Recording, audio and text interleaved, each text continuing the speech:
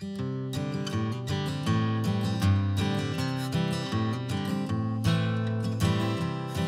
queria começar falando dessa característica comum a esses dois desastres, essas duas grandes tragédias. É que no meio dessa dor incomensurável, você encontra exemplos de força que você jamais podia imaginar. Helena é uma delas. E, como eu encontrei no caso de Mariana, muitos exemplos de força, inclusive de uma mulher, que eu queria começar falando das semelhanças por meio dessa mulher, que se chama Paula Geralda Alves. Eu não sei se vocês acompanharam o caso de Mariana com tantos detalhes, mas a Paula, eu sempre falo dela porque ela tem um papel muito importante que está relacionado à sirene, que vocês destacaram tantas vezes aqui, mas a sirene não tocou. Da mesma forma, em Mariana, a sirene não tocou, porque sequer havia sirene. Não havia sirene na barragem de Fundão em Mariana. E por que não havia sirene? A empresa diz que a lei não obrigava que houvesse sirene. A lei, por incrível que pareça, não obrigava que tivesse sirene num complexo gigantesco, como é o complexo industrial da Samarco, em Mariana. E precisou acontecer Mariana para que a legislação mudasse e passasse a exigir sirene. Pois bem, aí, por causa dessa exigência, a Vale tinha sirene, mas tinha sirene no lugar errado, que foi levada pela lama, e a sirene não tocou. Então, não havia sirene em Mariana, na barragem de Fundão, mas existia uma moça chamada Paula Geralda Alves, que era funcionária de uma empresa terceirizada da Samarco, e naquela tarde do rompimento da barragem em Mariana, ela estava essa empresa era na zona rural, e ela estava trabalhando, e esse local onde ela estava ficava mais ou menos na metade do caminho entre a barragem e o povoado de Bento Rodrigues. E ela viu primeiro uma nuvem de poeira gigantesca que precedia a lama, e ela viu a nuvem de poeira, viu a lama se aproximando, subiu numa pequena moto que ela tinha, tem, aliás, até hoje a moto, e ela subiu nessa moto e disparou para Bento Rodrigues. E ela ficou rodando o povoado de Bento Rodrigues, avisando as pessoas. Então, a Paula foi a sirene que a Samarco não tinha. E só pela atitude da Paula é que o povoado de Bento Rodrigues, que o número de mortes lá não foi tão grande quanto poderia ter sido, porque naquele momento, naquela tarde, havia cerca de 400 pessoas, um povoado de 600 e poucas pessoas, 400 pessoas estavam no povoado, e ela rodou o povoado inteiro, avisando as pessoas, gritando nas janelas e portas das casas, e para quem ela encontrasse no caminho, corre que a barragem rompeu. E as pessoas, então, se deslocaram para as encostas mais altas, e de lá viram o povoado ser devorado. A Paula só parou de rodar quando a gasolina da moto acabou. Aí ela empurrou a motinho dela e subiu também, e se juntou às pessoas, e de lá ela viu o povoado acabar. Dos 19 mortos em Mariana, 5 morreram em Bento Rodrigues, 14 morreram na barragem, são trabalhadores da barragem. Então, por isso, o dano humano e a consequência humana do desastre de Mariana, digamos, foi contido nesse número menor, nem por isso menos importante, porque existia a Paula no meio do caminho, me lembrando da poesia do Drummond. Não era uma pedra, existia a Paula no meio do caminho, entre a barragem e o povoado. Mas, para falar especificamente da sua pergunta, eu acho que as mulheres, nessas grandes tragédias, claro, são tragédias em barragens de mineração, então os trabalhadores são os mais atingidos, né? De Mariana, como eu falei, 14 eram trabalhadores, de Brumadinho, dos 270, já é considerado o maior acidente de trabalho do mundo. Então, é um grande número de trabalhadores. Então, você tem um grande número de viúvas. E são essas viúvas, são essas mulheres que, depois dessas tragédias, ficam encarregadas de cuidar da dor dos vivos, de resolver todos os problemas de indenização, de cobrar assistência, enfim. Elas viram pai e mãe, né, dos filhos. Mas elas têm um papel muito importante nessas duas tragédias, que eu vejo aqui, e isso me emociona muito, porque novamente esse ponto de contato nessas tragédias.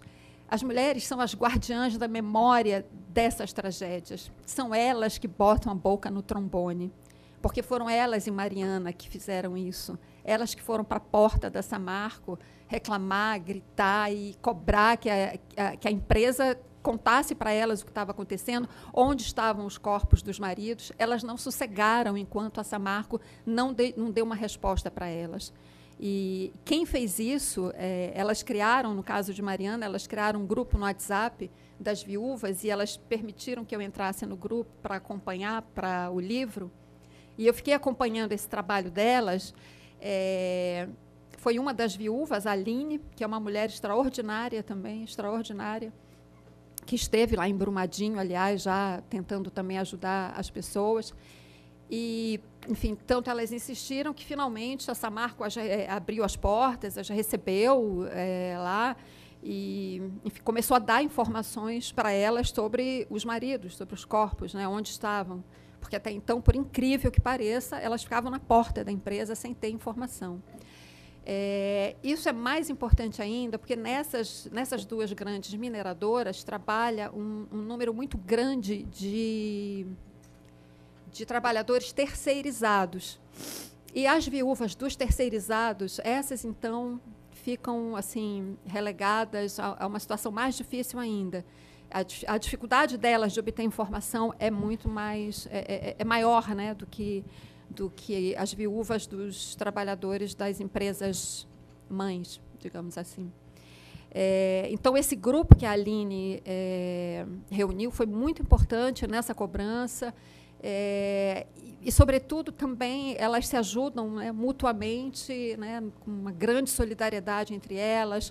Foi uma experiência muito comovedora e transformadora também acompanhar o debate no grupo, porque o exemplo de solidariedade entre elas os laços que elas criaram entre elas, assim, foram muito importantes, para uma dando suporte à outra. As mensagens que elas trocavam, as dificuldades com os filhos, né, sobretudo. Você tem um grande número de órfãos nessas tragédias. E, no caso de Brumadinho, então, essa questão dos órfãos é aumentada assim, numa proporção inimaginável, né? Há poucos dias, o jornal Estado de São Paulo fez essa matéria, mostrou um levantamento, né? Tem um absurdo número de mais de 100 crianças e adolescentes órfãos nessa tragédia de Brumadinho. Então, isso é outro ponto de contato. E, sendo que tem casos em que, no caso agora de Brumadinho, de Mariana não teve um caso assim, mas no caso de Brumadinho tem crianças que ficaram órfãs de pai e mãe. Seja porque os dois morreram na tragédia, seja porque tem um caso, o pai já era viúvo, a mãe tinha morrido no parto de uma das crianças e o pai morreu agora. Então, são os avós que cuidam das crianças.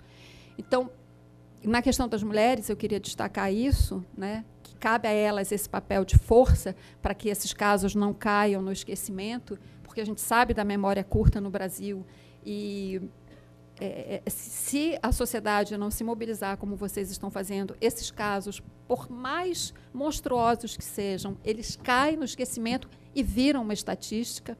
Eu, como jornalista, estou cansada de ver isso, né? Já cansei de fazer matéria de 10 anos de tal desastre, né? Desastres, digamos assim, causados por motivos naturais. Esses a gente está falando de outra coisa, né? Mas, enfim, para que Mariana e Brumadinho não virem mais uma estatística, depende de mobilizações como essas aqui.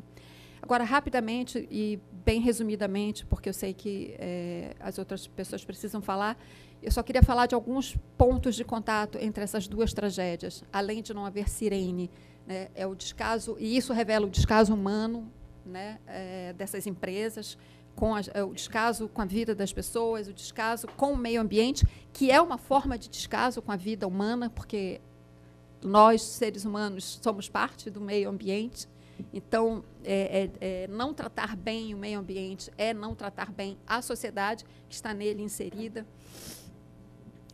Você tem, nesses dois casos, muitos pontos de contato de negligência, de imperícia, de decisões equivocadas, para dizer o mínimo.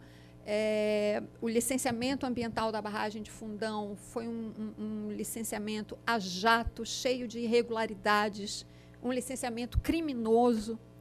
Da mesma forma, a renovação do licenciamento do complexo industrial da Vale, onde estava a barragem que estourou, é um licenciamento cheio de irregularidades. Sim. Então, você tem o mesmo modus operandi, você tem a mesma ausência do poder público.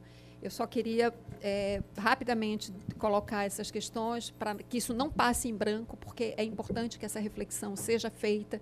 E como eu vi que um dos pontos de vocês é fazer pressão política, é preciso refletir sobre essas questões, sobre a legislação, sobre as mudanças na gestão do meio ambiente, Sim. porque essa é a raiz desses desastres em barragem de mineração. Desculpa se eu me alonguei, mas eu não queria deixar de falar algumas coisas que eu achava importantes. Obrigada.